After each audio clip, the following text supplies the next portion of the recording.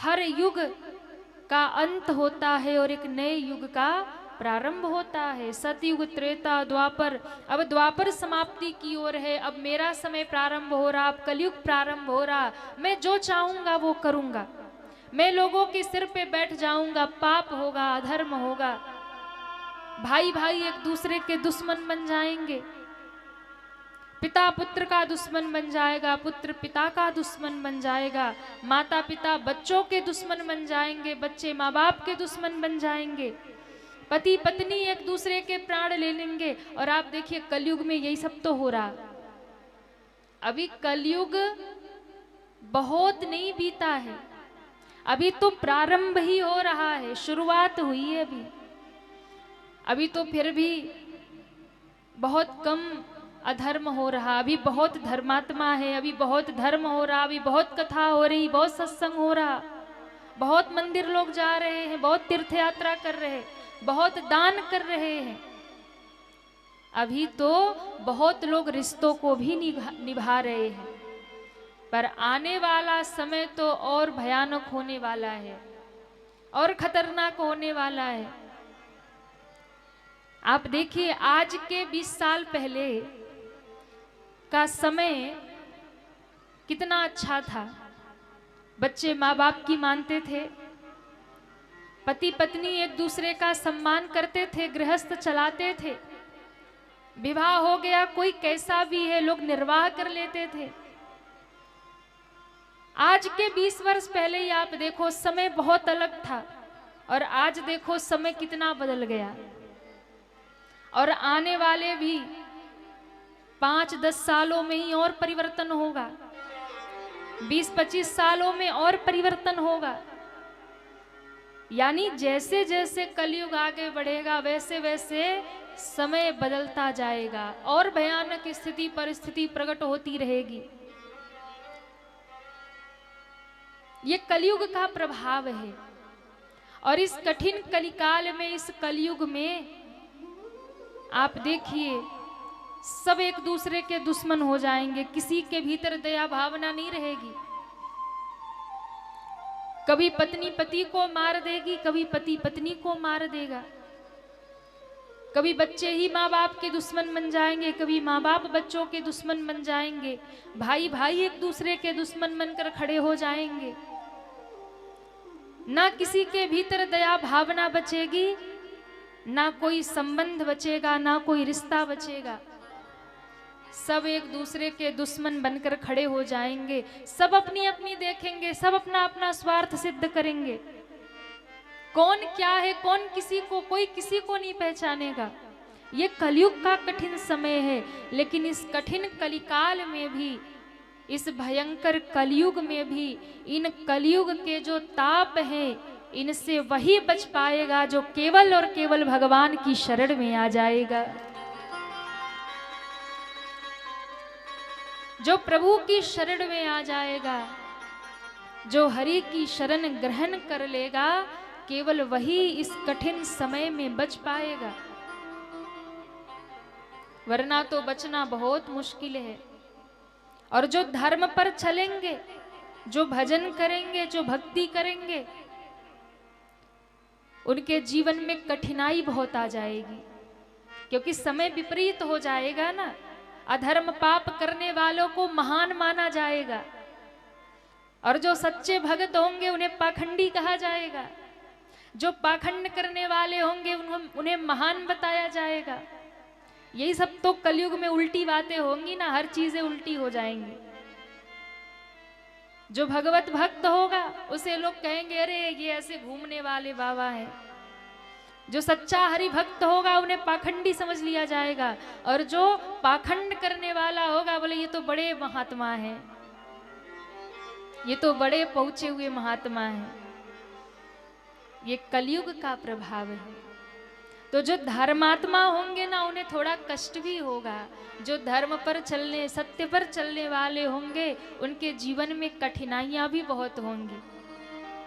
लेकिन एक बात है, कठिनाई कितनी भी आ जाए, कष्ट कितना भी आ जाए, यदि वो गुरु की शरण को, प्रभु की चरण को पकड़ के रखेंगे, उनके शरण में रह करके धर्म करते रहेंगे, तो प्रभु की कृपा उन पर निरंतर बरसती ही रहेगी।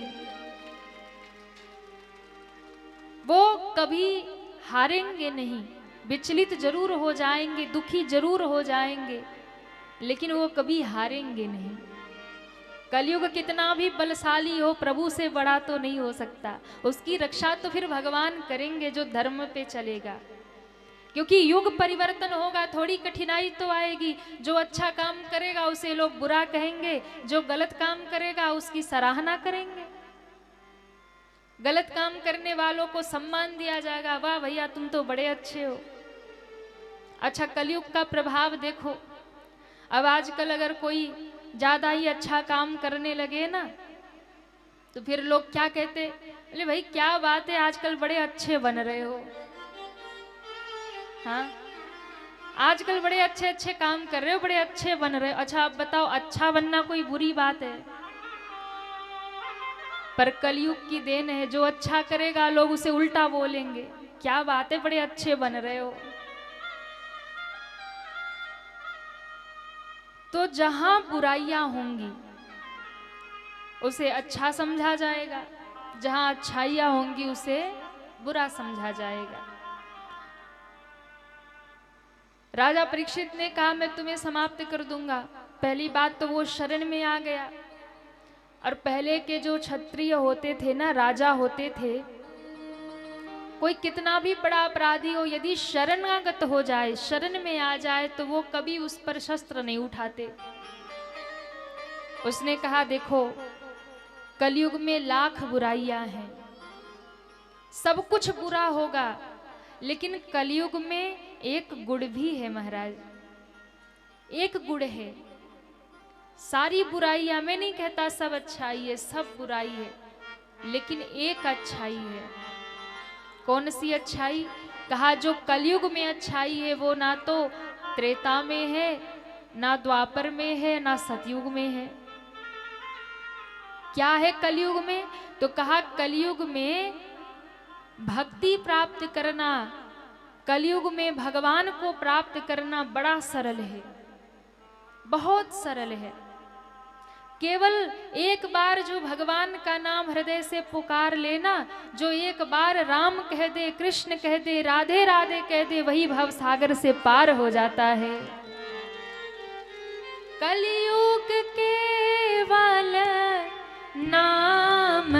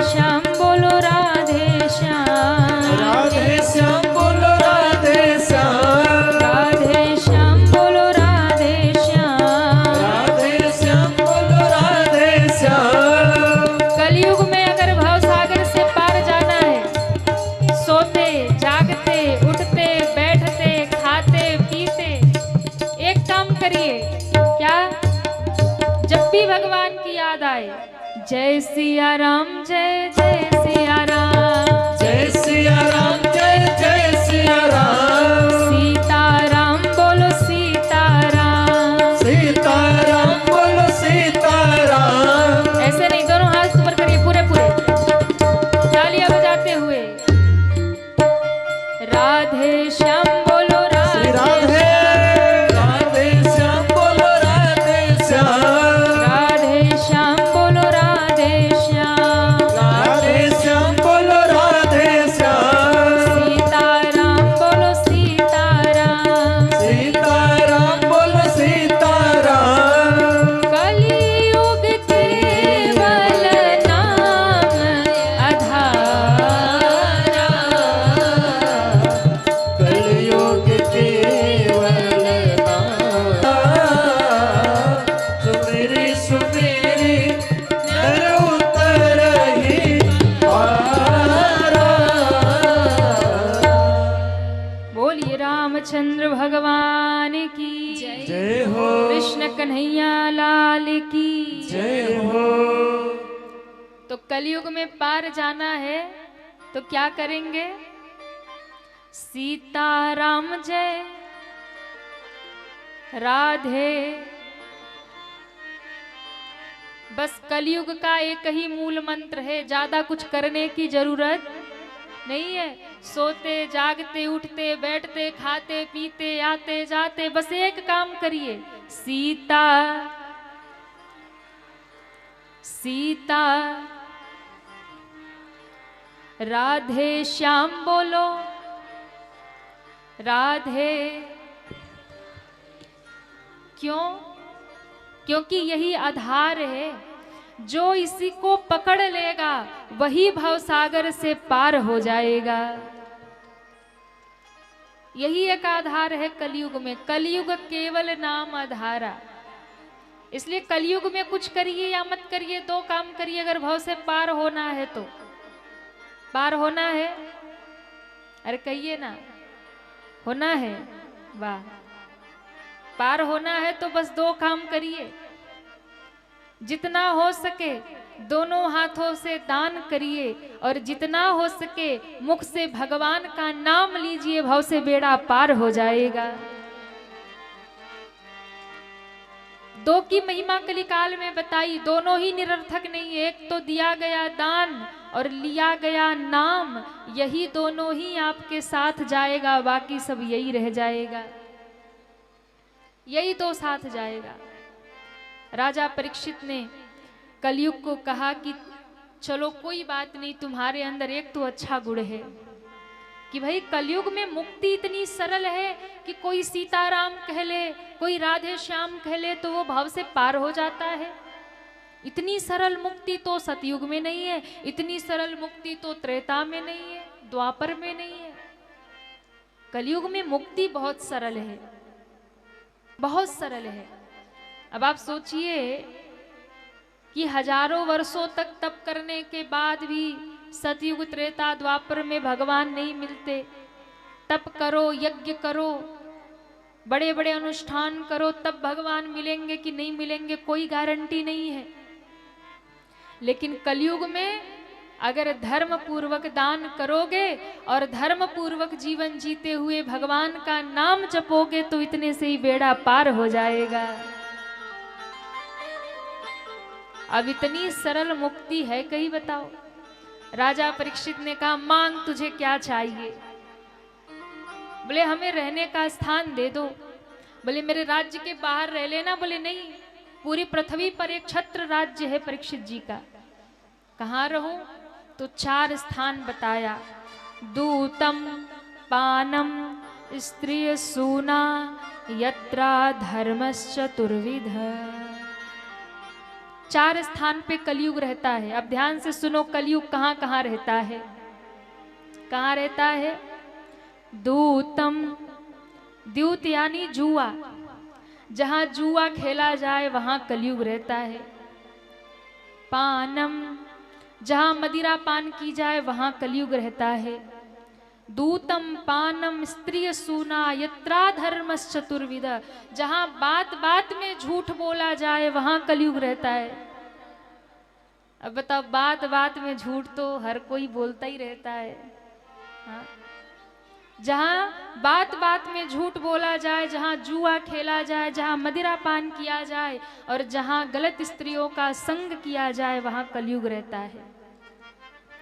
कलयुग ने कहा सरकार, काला काला चेहरा देख के काला काला कमरा दे दिया, एक आंख तो कोई अच्छी जगह दे देते ना सरकार, ये सब गलत स्थान दे दिया आपने। मैं मानता हूं मैं बहुत बुरा हूं, कलयुग कहता है मैं बहुत बुरा हूं, लेकिन एक तो गुण मेरे भीतर है ना। मुक्ति कितनी सरल है कि कोई राम कह ले, कृष्ण कह ले तो भव से पार हो जाता है। एक तो मुझे अच्छा स्थान दे दो। तब कहा, अधर्म से कमाए गए धन में कलयुग का निवास होगा। कहाँ होगा? अधर्म से कमाए गए धन में कलयुग का निवास होगा। अब यदि कोई अधर्म करके पाप करके धन घर में ला रहा और बिल्डिंग पर बिल्डिंग बनवा रहा, तो भैया समझ जाना कलयुग का निवास घर में हो गया। इसलिए चाहे घर छोटा ही हो पर वो धर्म का कमाया हुआ हो, चाहे घर में दाल रोटी ही बन रही हो पर वो धर्म से कमाया हुआ होना चाहिए। यदि अधर्म से ला करके 56 भोग खा रहे हो तो आपकी आने वाली पीढ़ियां तो बर्बाद हो ही जाएंगी। ये शास्त्र की बात है, ये मैं नहीं कह रही हूं, ये शास्त्र की बात है। क्योंकि उसमें कलयुग आपके घर में आ रहा है और कलयुग आएगा तो विनाश करवाएगा, निश्चित कराएगा। इसलिए ठीक है, व्यापार में थोड़ा बहुत झूठ तो चलता है, शास्त्र भी अनुमति देता है कि थोड़ा बहुत व्यापार में आप इधर उधर कर लो, लेकिन बिल्कुल ही आप किसी का गला उतार लो तो फिर कलयुग घर में आ जाएगा। ये बहुत समझने वाली बात है। इसलिए आपके घर में धन कैसा आ रहा है, धन की शुद्धि, धन धर्म पूर्वक ही घर में आना चाहिए। अधर्म से लाया गया धन विनाश करता है।